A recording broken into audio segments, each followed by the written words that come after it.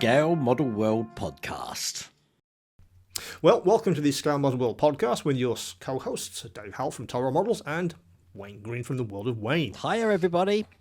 Hey everybody, it's time for yet another episode. What I would say to begin with again is, this series is for all model makers. Whether you build partworks, you're into plastic kits, really anything that you sort of make. We're really about the makers channel. So if you are any kind of maker out there, this podcast is absolutely for you. Also, I always say at the beginning of these, if you've got any questions, any queries, do send them to us. You can reach out to us in various ways. Obviously, we have email addresses all over our websites and also in the description below. So if you do have something, a burning question or something that's you've been scratching your heads with for a while, do get in touch. We may be able to help, or we probably know somebody that we can maybe pass you to for some enlightenment if it's something that's maybe on a practical level. Now, we've got some excellent guests lined up for the next few episodes, really right across the model making community, and also some allied fields as well, because we've put our feelers out to really anything that we think is sort of connected with model making. So stay tuned for all of that. And as we always say, of course, if you don't already, then please do subscribe to the channel. Then you will absolutely never miss next episode. Click the bell icon as well, of course, for notifications. Now, since the last episode, couple of things I think have been quite interesting. First of all, you've been impersonating yourself, which is quite interesting. Yeah. And also, I've been off doing hopefully what will be a new series of videos across as many model shows as I can get to. I've kind of committed to, if it's a model show, I'll be there and I'll be recording it. And I was at the Stoke IPMS show at the Stafford County Showground a couple of weeks ago, and oddly enough, good old Keith was there from Cozmic, which is oddly enough our special guest today. We'll get to that in a little bit. But yeah, as I say, I've been sort of trying to do all of that, trying to get out and about a little bit more. It's very great to go out and see sort of people, and IPMS shows are absolutely like that. So as I say, I'm going to try and get to as many as possible. So if you are an IPMS member in your particular group, or you do go along to these, do sort of find me. You should be able to find me fairly easily. Do come up and say hello, and I'll try and get to as many as I absolutely can. But for me, it's something to sort of get out there. I think I want to sort of connect with I guess our community a little bit more. Yeah, it's good. It's good to network because it's a good place to network as well. That sort of thing, and you get to meet people that you wouldn't otherwise meet. Plus, it's great to get away from four walls and just to do something outside. Now, I mean, I got to the small space show, as you know. I'm going to to Telford this year. I haven't really got round to many model shows apart from earlier in the year. I went to a Peterborough IPMS show, but obviously I do things which are associated kind of with the hobby as well, so that I do try and get to things like the Just Jane in the East Kirkby to see some of the aircraft there. In fact, I'm off to Duxford next week to see the Battle of Britain Air Show. So and you get inspiration for things like that as well there. I believe Airfix are going to be at Duxford as well, so that's going to be interesting. So I might chat to the team there and see how things are. Yeah, I think Airfix, they do a great job of sort of getting out and about. You see them sort of pop up where you can't at least expect them. But I think they're doing a lot, absolutely a lot more of that. So yeah, I think it's great sitting in our workshops doing our thing. But absolutely, if you have a spare time, and it's usually on a Sunday, try and get out. And if you see any of us, do accost us for a chat. We won't bite. I assure you. So if you do find us, then please do come and say hello. Definitely. Now, last couple of weeks for me, it's kind of the same old. Usual builds for me, plastic kits, etc. A bit of Lego as well. And I've been looking at some interesting book nooks or nook books. They are really good. Which way around? But as a couple of those are quite fancy. So I might actually dive into a little bit of that. But I have a feeling it's a bit of a rabbit hole. I think it is. There's a garden centre nearby to us called Gates, and they have a lot of the Roker models that are already laid out, and they've got the book nooks laid out, and some of them are really clever that they use mirrors in the back. So if you've got a street, it looks like it's a never-ending street that's going around. I really am like yourself thinking, I'm quite tempted to do one of these. There's quite a few out there. Yeah. I didn't realise how sort of diverse it was. A couple of sci-fi ones I quite like. Yeah. But I was thinking maybe I could modify them. Maybe I could take one and then I don't know, theme it or something, or something like that, or add more 3 dimensions to it. More modelling stuff, because I quite like doing that with some of the existing and then trying to modify it in some way. So I'm thinking that might be quite interesting. I think. But I'll let you know which ones I sort of choose. And I may try and sort of film a build. I don't really have that sort of setup in my workshop, but I might be able to get something on camera. Possibly. They are fun. They are fun to build. I built the luminous globe, which isn't a book nook, but that's sitting in my lounge at the moment. Because you don't really get to see the end result. You see a picture on the front of the box, but when you get it, it's just flat pack wood, and you're like, well, how's this going to look really? But it really does. It's really impactful. It's great how it turns out. Absolutely, yeah. I mean, some of the, kits like that. I suppose Sterling's is the obvious one to point to. They've been doing that for a while, and that's kind of top end. It's like, what can you do with that kind of idea? Obviously we've come from the part work world, and I think a lot of businesses have looked at that. So, okay, what else could we do? How can we use that idea and build more, more diverse stuff? And why not just build some scale engines? Yeah, excellent. Let's do that. Yeah. Because when I was a kid, it was a case of you could build very small scale traction engines, which actually worked. They had boilers. You put coke in it and some water, and let it stick, kick it off, and it went chugging around my garden for a while. You could get little tiny traction engines back in the day. And I think what we've done now, we've just said, well, okay, with the new technology we have, can we do that much better and easier? So maybe. Yeah. If you're not quite confident, jump into maybe full plastic kits. Things like that. Things like book nooks could be a way of sort of getting you started. That thing about making. Have a go with those, because they are pretty straightforward. They look complicated, but actually when you get into it, the instructions are usually fairly good. But it's good that it's a different medium. You're using wood rather than plastic, so it's great. Yeah, things like that. I really, really fancy that. Now, from your point of view, of course, I think it's probably been same old. But I think for you, it's a case of, well, which one do you dive into first? Not really. There's been actually since we've last spoken, there's been loads going on, and the first one, as you just mentioned, was that I was banned from Facebook. That was quite interesting because apparently I was impersonating the YouTuber World of Wayne. So I had to send my passport and driving license to prove that I am World of Wayne. And then they sent me a nice email saying everything's been restored, and it was because of our automated technology. You got to love a bit of AI, don't you? Bloody algorithms. We had, I've had the Ford Falcon. We've been having that debate. I've had that delivered, so that was the prototype. So I've got the prototype, and then I started pack one. So that was a new model build. I've also had pack one of the Apache from Agora Models delivered. I haven't had the instructions yet though, so I'm waiting for that before I can start building that. And then another bit, just a personal side note, is that my son has just had his mortgage approved and a house accepted as well. So it looks like he's going to be moving out in the next couple of months, which means I've got a new room, which is my room, and I'm going to have a new studio, and it's going to be my model room. That it's not where I'm building; it's where I'm either chatting on live streams or where I'm displaying all of my goodies. So that's what I'm going to be doing with that. I'm very jealous of all the space. It's my man cave in the house. I've got to have one. Absolutely, yeah. That's I'm very jealous of the space. Space is of an absolute premium where I am. So if I could squeeze a centimetre extra somewhere, it's a win. But an entire room, wow, that's the stuff of dreams. It really is. It really is. And you're back Enterprise D again. I am. I'm doing that, and I'm doing that on my YouTube members and Patreon members. And we actually on the first day, the first one we did this week, actually, we modified the bridge. We've done the nacelles. We modified those as well.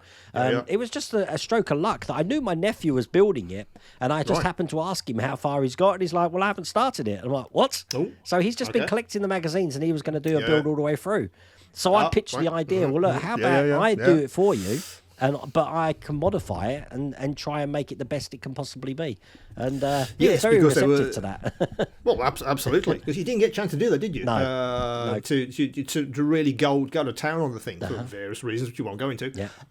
But yeah, it's that's fortuitous. So it's come back and given the opportunity to really have a go at it. Yeah. That's so I'm really happy with how it's turned out at the moment. And in the next stream, we're going to be doing the resin filling of the windows, which means I haven't got to painstakingly put each individual window in there. And I don't know how many there are. There's thousands.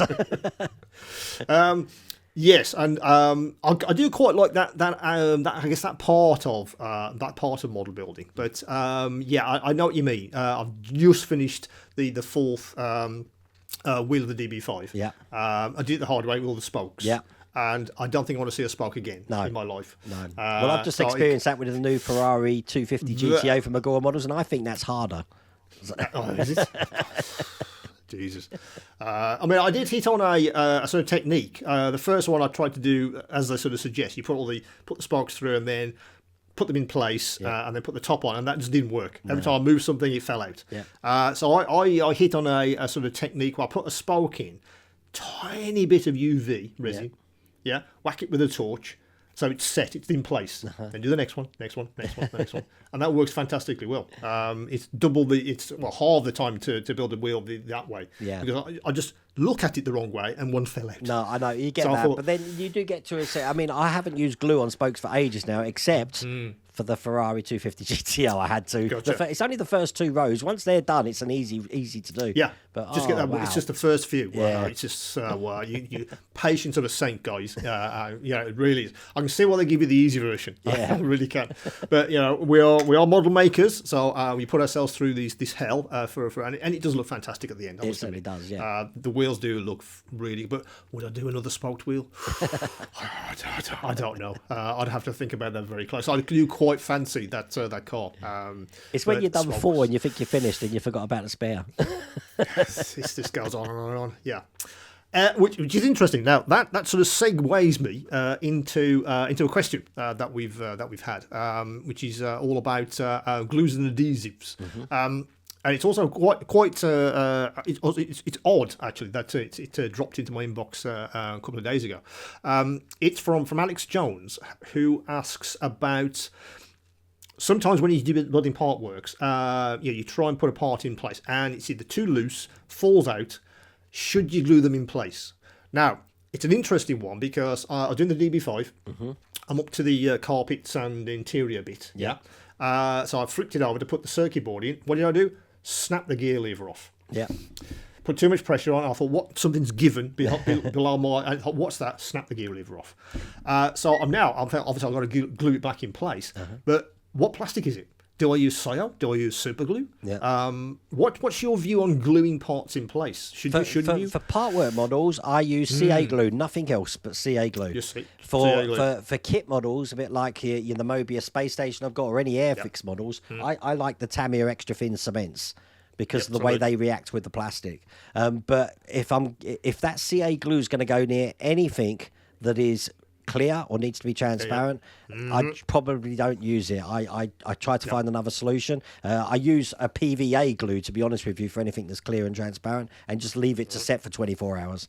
I suppose hot glue would work again, but the problem with that is you've got the risk of melting the part then. So I wouldn't go near hot glue. No. Yes, I think absolutely. I think it's something like some kind of CA glue. Yeah. Super glue. Yes, be careful, and again, nowhere near clear parts. No, because the super glue will fog the parts. Absolutely, but things like if it's something you're supposed to press into and it's quite in place, I think a dab of glue is fine. I think you have to just be very, very careful. I decant into something and then a tiny cocktail stick. But I've got a tiny applicator, which is looks like a sort of something a ninja would use. Well, I've had situations as well where I've screwed things in, and it's gone fine, but it just seems loose. So what I'll do is I'll take the screw out, glue it, put it back in, and screw it back in again, and let that glue hold it, and the screw would just be a reinforcement then. So. Yeah, because it's whatever the application is. I think. That kind of thing.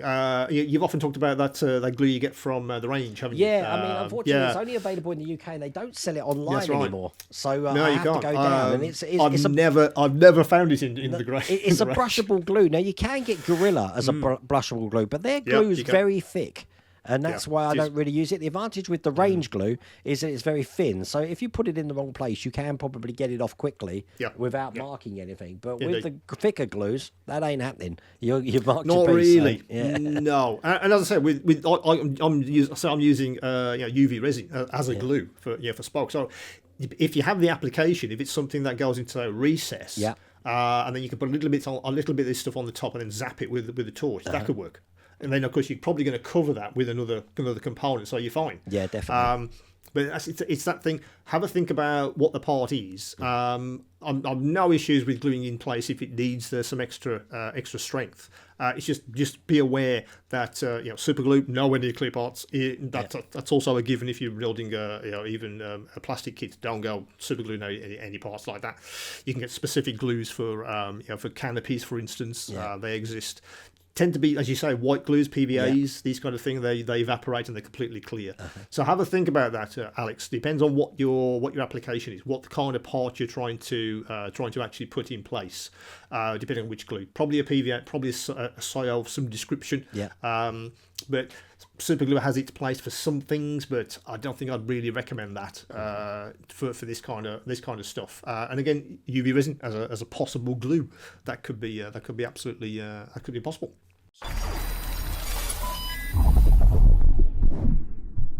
Before I move on, I'd like to talk to you all about a company that has transformed the world of scale modelling in recent years, Agora Models. Agora Models creates museum-quality big-scale model kits. They invest heavily in making sure every customer feels welcomed into the modelling community and feels fully supported throughout the course of every build. Underlying this support is the Agora Promise, designed to establish confidence and trust that once a new model has been launched, it will not stop production until every part of the kit has been produced. To make scale modelling even easier, Agora now has their Advantage Club, a loyalty scheme that rewards customers, allowing you to collect points to exchange for free packs, enjoy discounts, get early access to new models, and ensure the customer care experience is world class. You can start building a model from Agora anywhere in the world, with deliveries dispatching from one of their 5 global warehouses. So if you love building scale models or you're thinking about giving it a go, there are plenty to choose from. Every model is guaranteed to impress family and friends with their beautiful pre-painted finish and easy build technique. Instructions are easy to follow, so anybody who can confidently wield a screwdriver can achieve outstanding results. You can find the full range of Agora's model kits at agoramodels.com, and there are more exciting releases coming this year. You can also sign up to receive their Scale Up newsletter to make sure you're the first to hear about the new releases, learn what the pros have to say about them, and read news from the wider modelling community. Learn how you can build a museum-quality, big-scale model by visiting agoramodels.com.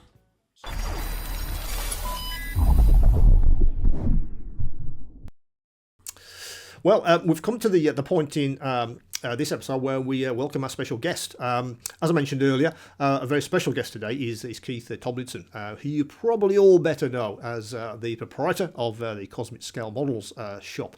I think you've had him on a few times for a chat. I think you even visited his establishment. Visited, and he also came with me to Wonderfest, so we shared the time together. Now, I am aware that you're going to hear from Keith now. We're actually talking about going to Wonderfest, so obviously we've recorded this now in the future.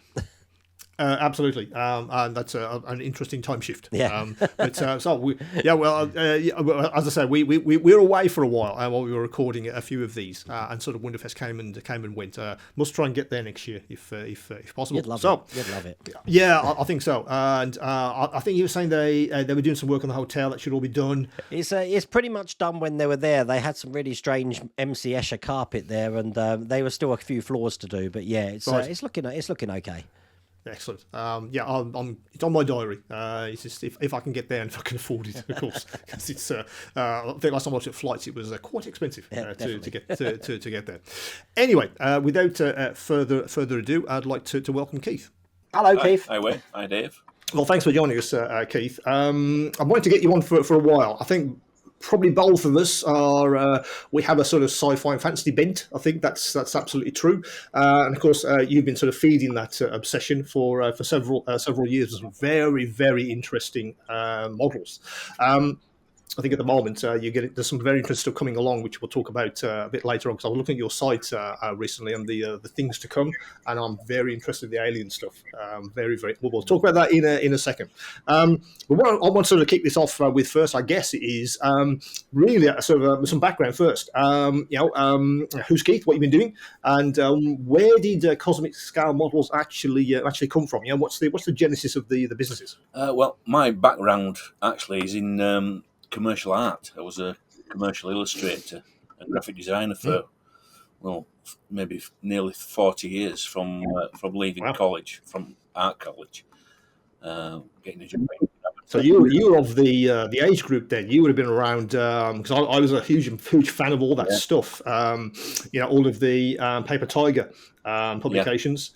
Ronnie Matthews, big fan of Ronnie Matthews. If you knew his work. A lot of the sci-fi covers. There were a lot of people in that space working in the sort of 70s and 80s. My area was really advertising and greeting cards. So I ended my career being more of a greeting card artist than a commercial artist. But in my spare time, I did a lot of sci-fi and fantasy artwork just for myself, really. And that's where I honed my airbrushing skills. So these were the days before computer design, really. And later in my career, I got into Photoshop and Illustrator and using the computer as a design tool. But the early days, it was all on a drawing board and airbrushes and. So prior to that, Keith, what was you always interested in the sci-fi fantasy genre, I think so. As a kid growing up in the 70s, you had the reruns of Star Trek being shown on British TV, and then all the Jerry Anderson series, especially Space 1999. I think that's where my interest sort of laid at that time. It certainly was for me. 70s. So I was still at school, secondary school. So for me, it was Blake Seven, frankly. Absolutely obsessed with Blake Seven in the 70s. So I'm 58 this year. So I was born in 66. That was the year that Star Trek launched, really. The 70s was my sort of playground, if you could call it. But at school in the 70s, my passion at school was technical drawing, which would be CAD drawing now. And again, that was all two-dimensional on a drawing board using protractors and set squares. Pencil. Old school. Technical drawing and art were my passions at school. So when did you start making things from the 2D to the 3D? That happened by accident. As most things do. After my art career ended, I did some truck driving for a couple of years. And I had an accident. I was off work with vertigo. So I wasn't able to drive, of course. So I was bored. I just got back into building models again. And I wanted something to go with an AMT runabout model from Star Trek. There was nothing available, no accessories, figures, or anything. So I'd heard about 3D printing. So I started working on a little program called Tinkercad, which is a cloud-based. Yeah, that's all I know how to use. Where I started, and I made a few shuttles and accessories and bits of cargo and this, that, and other, some work bees, and I uploaded them to a company called Shapeways to print them out, and people started buying them. So I started earning a little bit of money doing it. Yeah. And then I heard about the advent of resin 3D printing, so I tried that. I got a machine, and it's sort of stemmed from there, really. And it just from Tinkercad, where you started, was you self-taught on that? Then is that something? Watching YouTube videos. Yeah. It's more of a designer's tool than a engineer's tool. It's quite easy to use. It does have its limitations, but I think it's a good starting block for 3D design. I think once you've mastered that, you can go on then to using CAD programs or mesh programs. Yeah. So what was the time frame on that? So when would you have put your first model onto showcase? That was probably early 2019.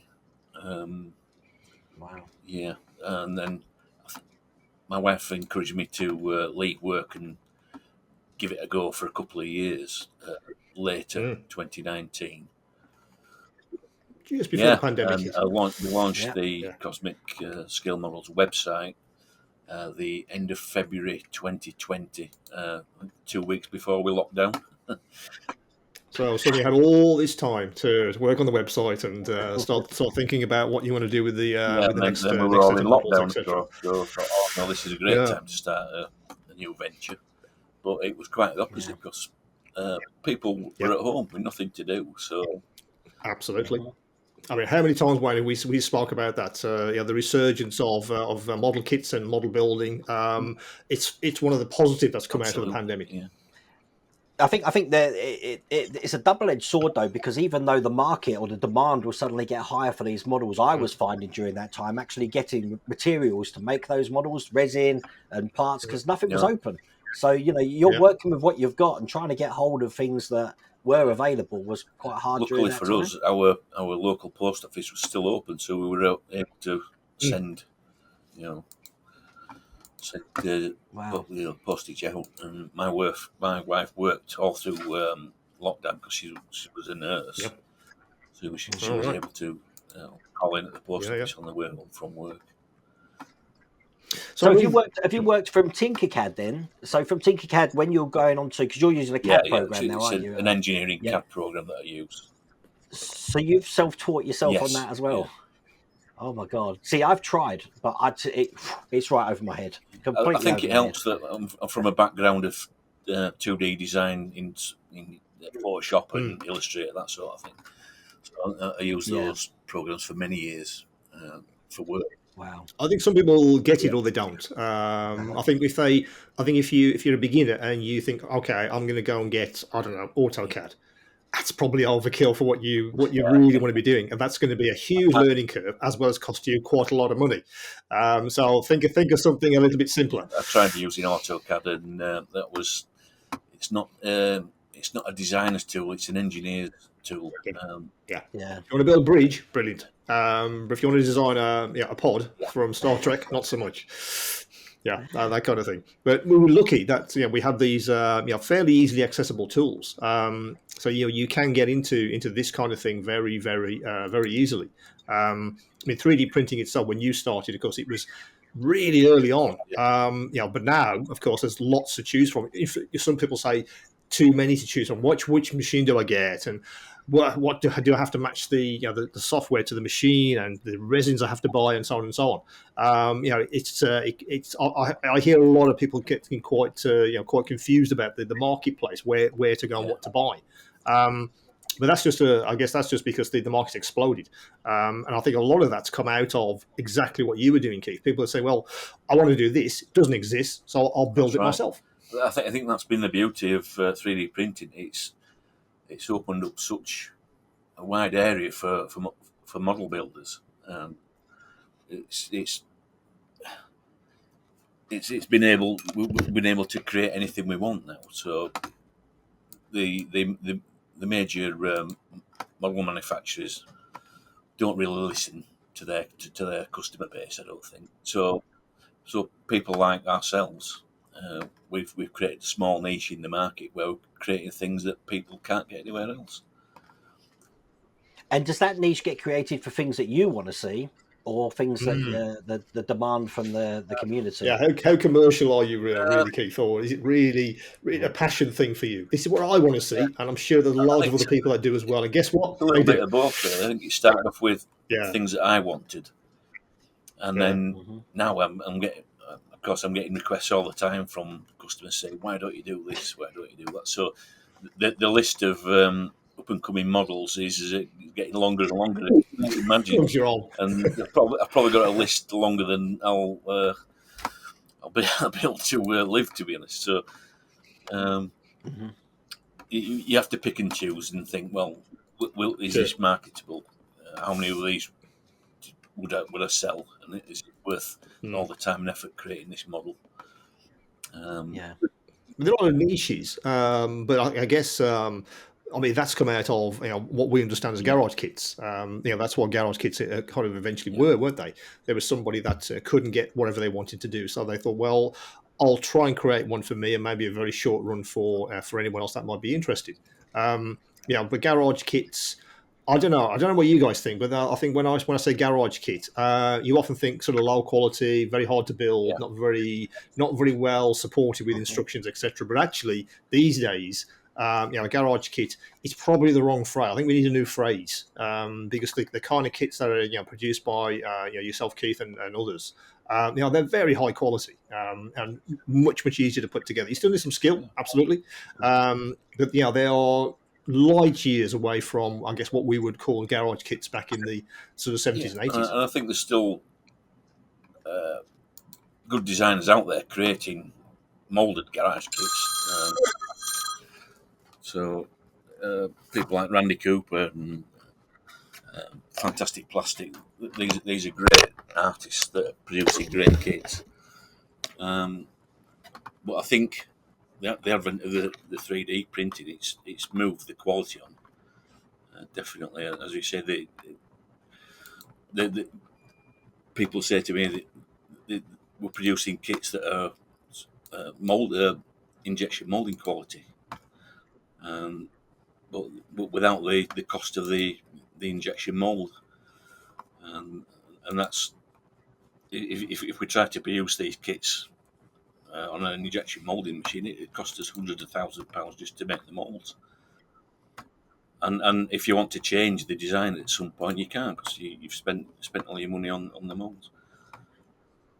But the quality, some of the quality of your stuff, Keith, is better than any qualities I've seen on any models or garage kits anyway. I mean, I've done, obviously, your V Starfighter, which just blew up on TikTok, I'm telling you, and this is around the world. People around the 12, I'm having to go through Google Translate to find out what people are saying. But you're just talking about these niches that, people probably forgot about in the 80s that are now coming back saying, I remember that. We didn't have a model back then to that, but now we can build a model like that. And things like the Oblivion drone, a very niche film. It was a bit of a Marmite film, wasn't it? But the amount of interest that people have especially seeing people like Ludo Meso building it, it's an amazing model. Spaceballs, the Eagle 5, it's like, oh yeah, wow. If I could own one of them, there's never been available. I can blame you for the V shuttle because I remember you mentioning it on a live stream,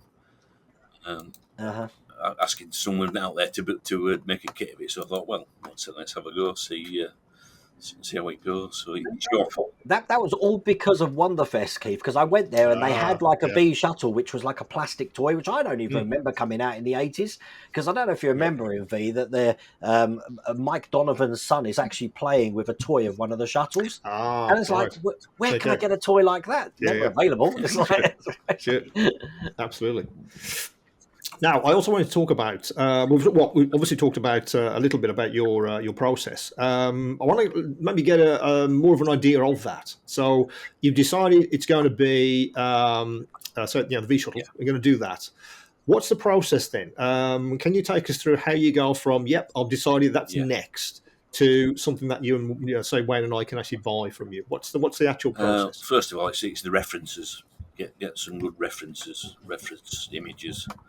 I'm lucky that I'm in contact with quite a few people who worked in the special effects industry, and they have lots of reference images because they're all massive geeks as we all are. They collect reference as part of their job. So I ask around, get some good reference images. Sometimes you may be looking at plans. Plans are great because you can scan those in and put them into the CAD system and have them as a sort of wallpaper in the background for you to draw against. References plans, and then it's a case of sitting down and sketching out how you think the model may go together. It's no point drawing it all in CAD and then trying to chop it up. I think the best way to do it is to design it in CAD as individual parts that then fit together. Planning ahead, realizing the way the model will fit together, and then starting to draw it in CAD.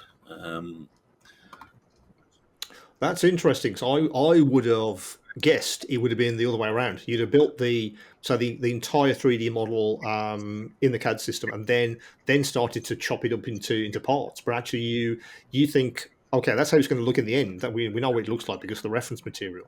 How can we build that with the parts? And then you actually start thinking about designing the individual parts that will fit together to create the whole thing, not the whole thing first, and then in effect sort of slice it into parts. You actually do the other way around. That's right, yeah.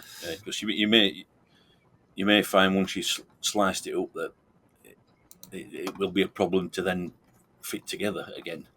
There may be overhangs that you've not appreciated, so that one part may not fit back into another overhang. Yeah. So I think you need to really sit down and plan it well ahead of drawing it all in CAD.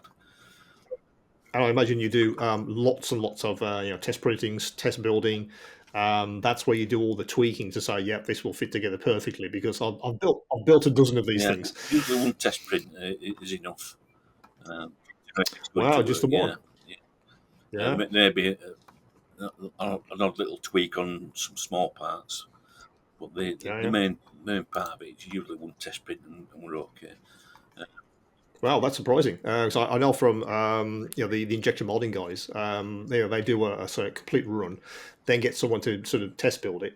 Then that guy comes back with, this doesn't work, this doesn't fit, and then they tweak that over many iterations just to get it right. And that's why the tooling costs so much, because there could be several versions of a single tool because they keep tweaking it to get it to fit.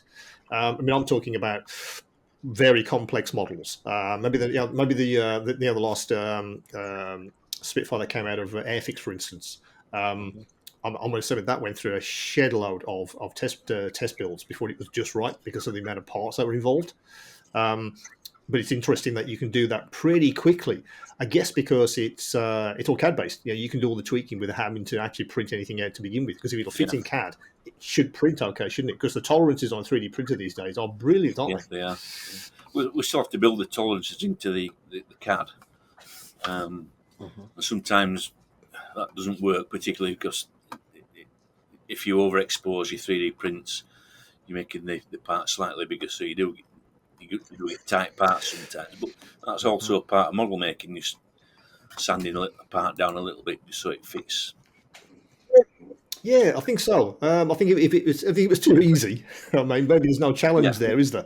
You have to do a little bit of tweaking to get commercial models to fit injection molded. I do like the idea that you can design something and you can create a prototype and have it there and then. You're not waiting for someone on that.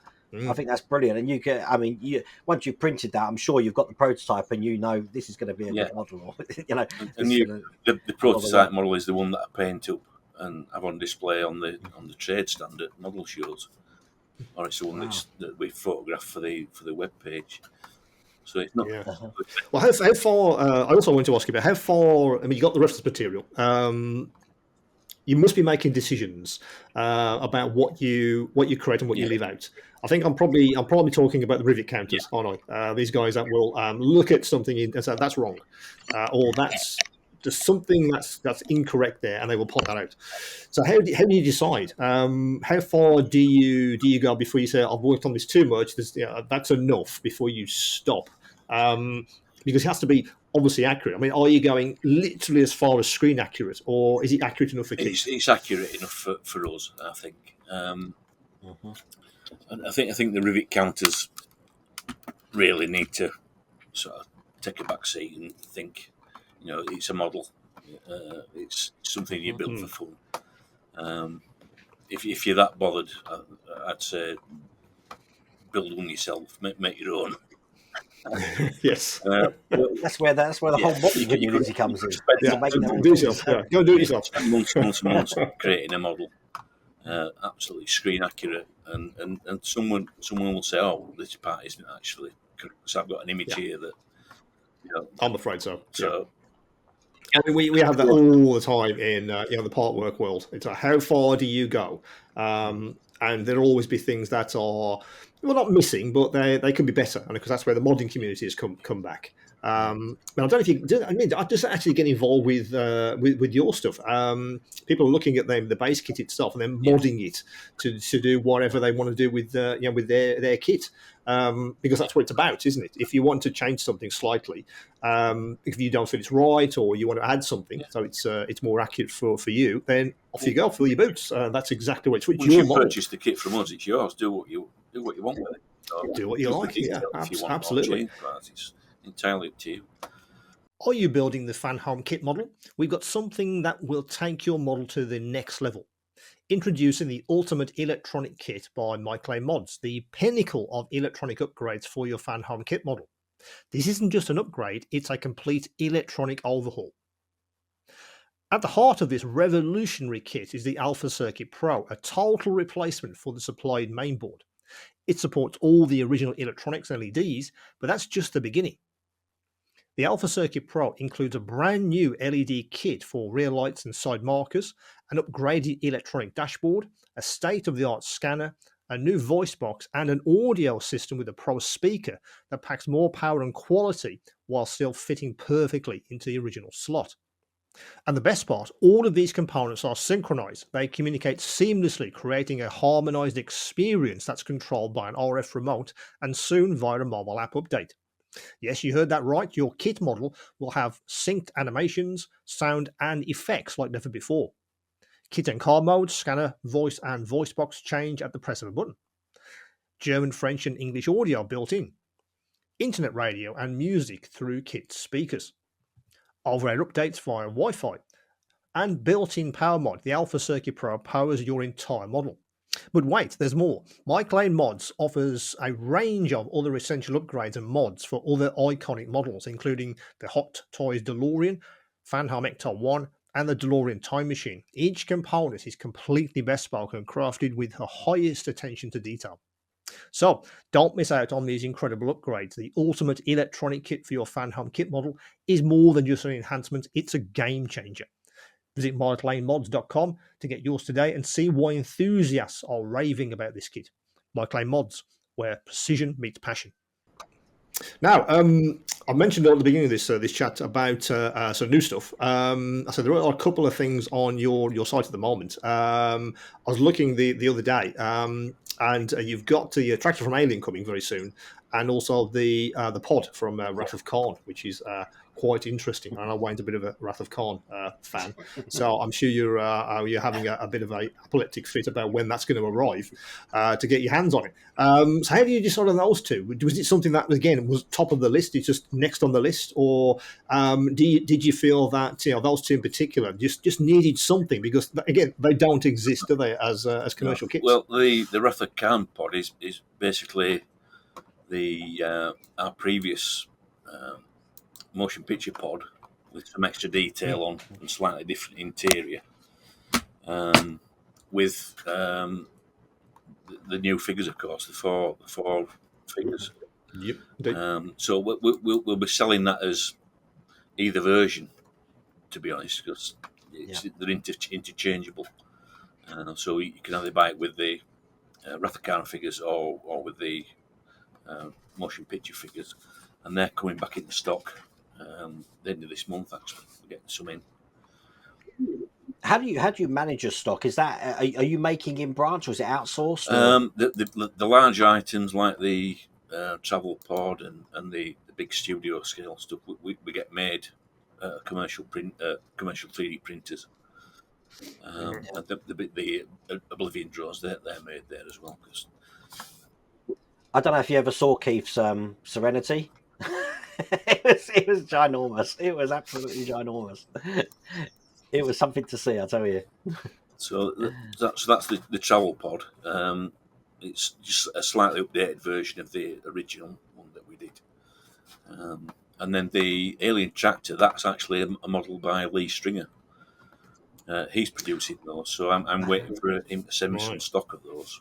So we've had no input on that at all. Okay. I've got one model in 35th scale in the shop that he sent me as a test piece, and it's got a lot of parts, over 100 parts to it. So it's a very nice model.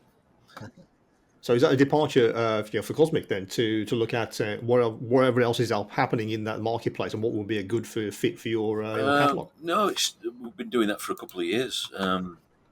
We've actually got a retail shop as part of the unit, and that's full of commercial kits. It's probably half our stuff and half commercial kits, and we also work with other designers like Jeff Fink, who designed the Eagle 5. We host some of his files, and we also produced a kit of his Eagle 5 32nd scale. So we work with other people as well. Because I think it's interesting that the marketplace has kind of exploded. You can buy the kits themselves, but if you just happen to have a 3D printer, then you can get hold of the files and off you go. There's a marketplace has just exploded for that kind of thing. Now, I often talk to my IPMS group and say, well, can you print that for me?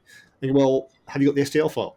No. Well, then I can't. So I can't do that. I haven't got a scanner. Although, again, that marketplace seems to be exploding across a lot of these crowdsourcing sites, selling pretty good scanners at reasonable prices. I think because people want to do that, they want to scan in their own stuff.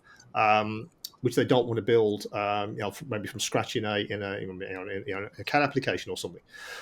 You can get stuff that's in there, or you want to just duplicate a part or whatever. So the marketplace has sort of expanded into not just the 3D printing, but the scanning now, and there's some very, very good 3D scanners to help you do that. That's not something we've looked at yet.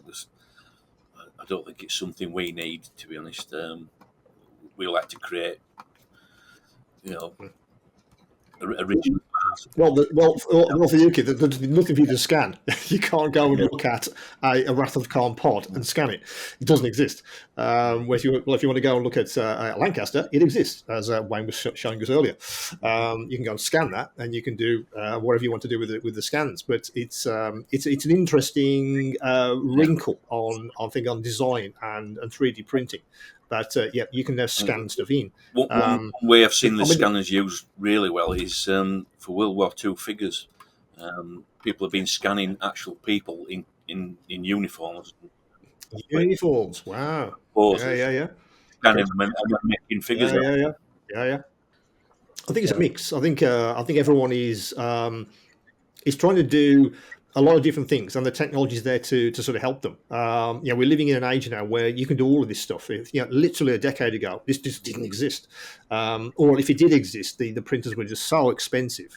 They just weren't for some consumer level.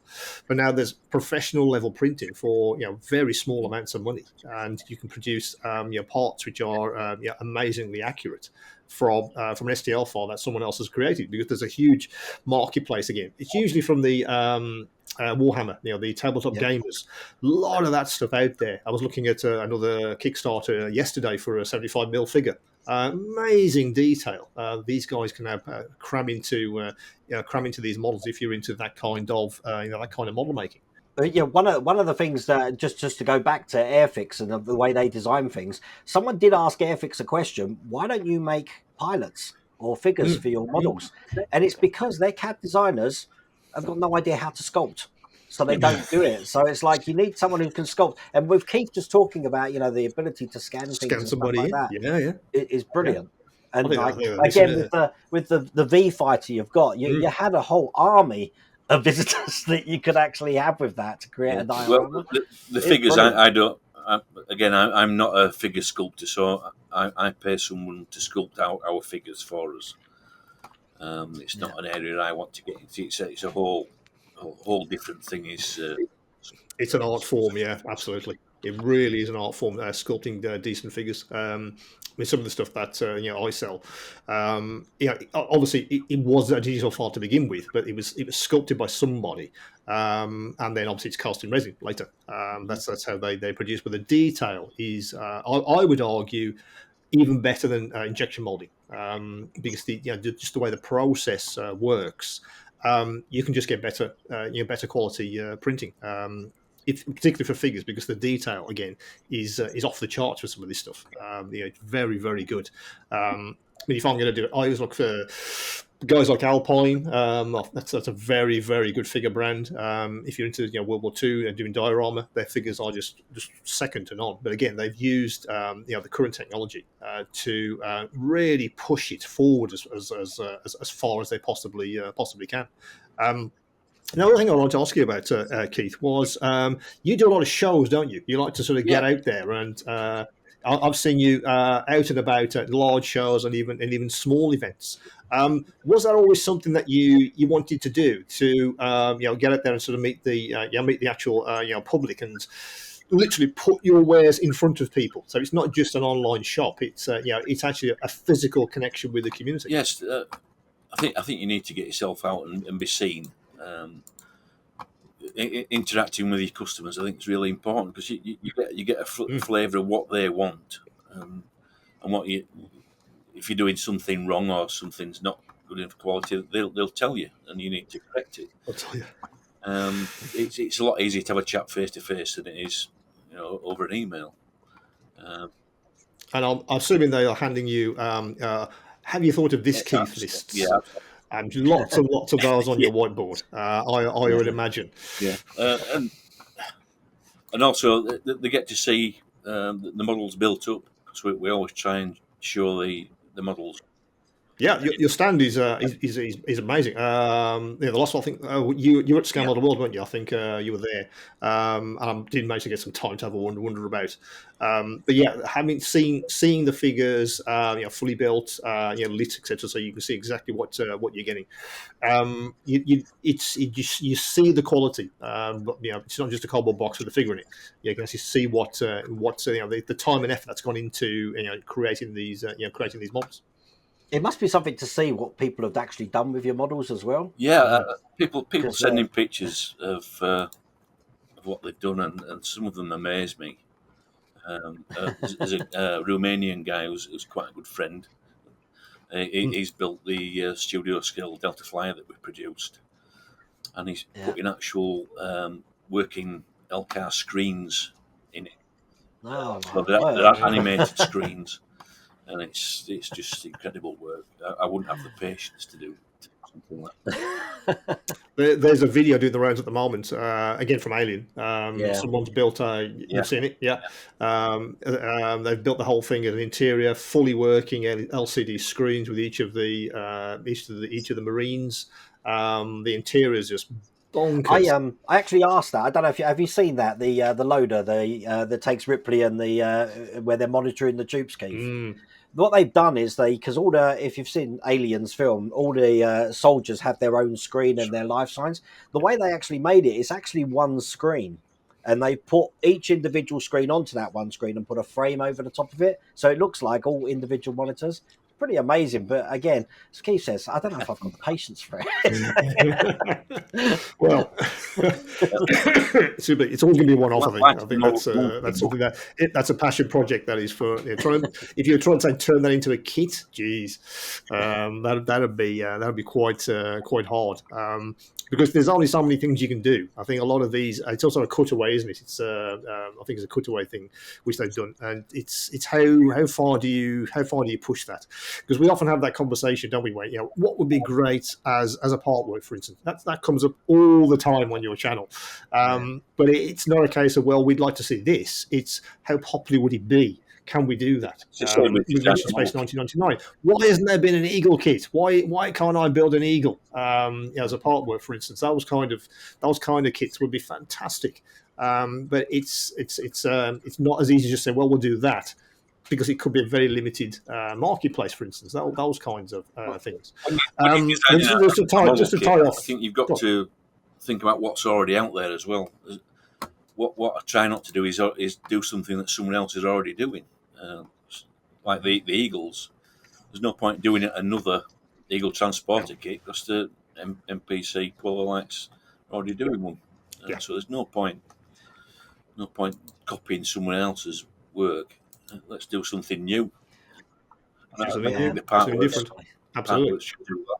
We have this we've asked this question before in the partwork actual companies like Fan Home and Agora about what do they feel about people modding their stuff or people selling mods for their models. Sure. Now with your models, you've got the ability that people might make lighting kits for it. How are you with other companies like making a kit for one of your models? Is that something that you're okay with? I have a chap who actually designs lighting kits to go in my models, so I'll work with him really. Excellent. And he sells them himself, and he also sells them through us. So I have no problems people making things to go with our kits. It's all part of the same community. Yeah, absolutely. Lighting is something. I always look at something I'm building. So can I put a lighting on something? But I don't know. It seems to be a very for my RPMS group. I'm the one that does that. I assumed that was just a dumb thing. Everyone did that, but I think I was a bit confused because a lot of the videos I'd seen were all American modelers, and it's huge in America. Lou does it all the time, doesn't he? Puts lights in everything. That's what he does, just to make the model a bit more interesting and more just sort of dynamic.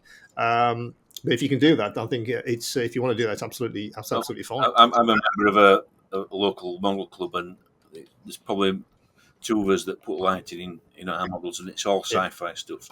All the people building the military plane, the military vehicles, don't do it. They don't do it. Lighting. No. Don't do it at all. Well, these days, I guess, okay, so if I bring something in for a competition or something for my groups, no lights this time.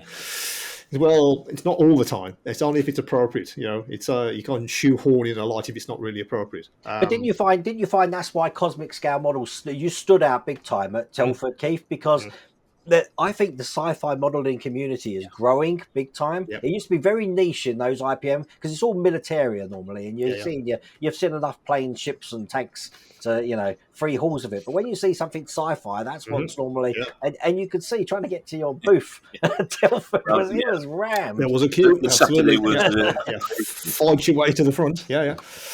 But it'd be good if that genre could come a bigger way. I mean, you'll be snowed under with work, I'm sure, Keith, if people are starting to give that. But I do think that there's a market for it. I mean, the amount of people that ask me for things like Red Dwarf and things like that. Yeah. Again, niche. There's nothing. There's nothing for it. Yeah. It's like unless you're skirting around on the internet trying to find STL files, but you won't normally get the detail that you get in some of these models that you're getting with Keith and stuff. So it's. No, I think you got to appreciate that most people won't print this stuff. They don't want to do it. They want to build a kit. They want a kit. Yeah. They don't have the 3D printing machines to do it. So it's a case of the STL files might be available, but how do I print those so I can actually build the kit? Because all I want to do is the kit. I don't want to get involved with all the 3D printing stuff. Just give me a kit. That's all I'm interested in. I have a diary rammed with gaming events, you name it. I'm expanding my sort of sphere of interest to tabletop gaming as well, just to go along, just to see what's happening.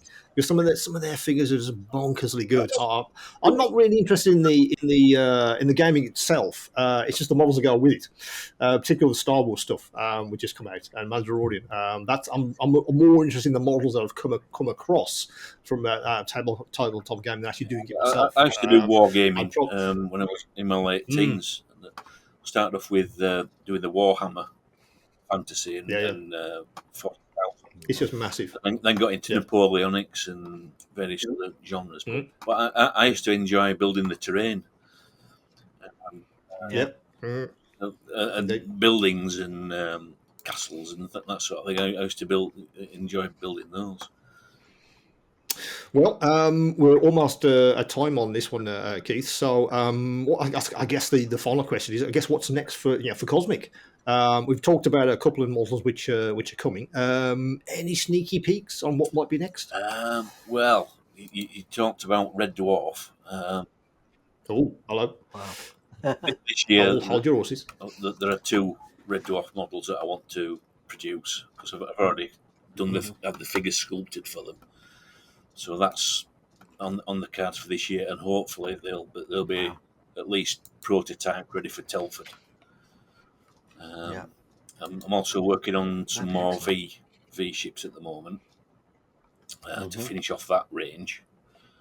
I can't say too much about what's coming further in the future because I don't want people to take it upon themselves to put me to the post, if you know what I mean. Absolutely, I fully understand. Of course, I know Red Dwarf. Yeah, so, well, that could be very, very. I've been asked interesting. to do some more Red Dwarf stuff. So, and it's probably a passion of mine is Red Dwarf. But yeah. It's a passion of a lot of Americans. I couldn't believe how many Americans at Wonderfest last year just asking me about. I thought it'd be Doctor Who, but no, Red Dwarf. Dwarf, there you go. So, I'm producing a couple of kits for Jeffrey Fink. He's working on a concept, a Star Trek concept shuttle at the moment, and we'll hopefully be making a kit available of that as well as the download as well. And also, we need some more space in the shop. So I'm hoping to expand a little bit either side of the shop. We need some more retail space. I think when Wayne comes up to see us, he'll realise how small the shop is. We're desperately running out of space. So, and of course, more model shows. Absolutely. I'll definitely see you at Scale Model World in November. I've just booked my table, so I will attempt to fight my way through to have a word in November. Well, unfortunately, that's all the time we've got for this one, everyone. I'd like to thank Keith for taking the time to talk to us today. So until the next time, thanks, Keith, and well, hopefully see you soon. Probably at say Scale Model World, or if you're at another event, do make your way to Keith's stall for the growing range of models he's got at the moment, and some very nifty stuff coming in the future. Excellent. Take care, Keith. Goodbye. Well, unfortunately, that's all the time we have for this episode. I'd like to thank Keith once again for joining us today for a fascinating chat about his business and his modelling world. In the next episode, we're speaking to Ross Graham, who many of you may know from his amazing YouTube channel, Faux Hammer. Don't forget to like, subscribe, and hit that bell icon to ensure you don't miss any future episodes. Until the next time, it's goodbye from me, and it's goodbye from Wayne. Take care, everyone. See you later.